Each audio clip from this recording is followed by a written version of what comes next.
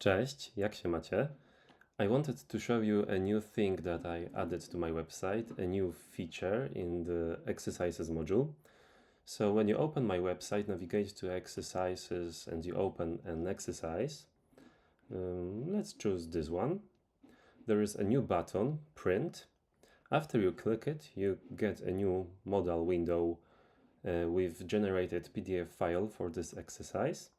You can decide if you want to include the answers in this PDF file.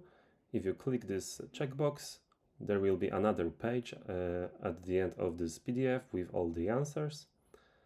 And then you can click download to get this file or print to immediately print this file like this. And after you print it, you get this let me make this camera bigger. You get all these questions like this one. You can write the answer on the piece of paper.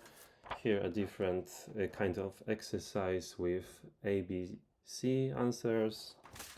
Another one with like table design and the answers. So I hope you enjoy this new feature. If you prefer doing the exercises offline instead of clicking on the computer screen, then go to the website and print the exercises. Enjoy learning Polish and see you next time.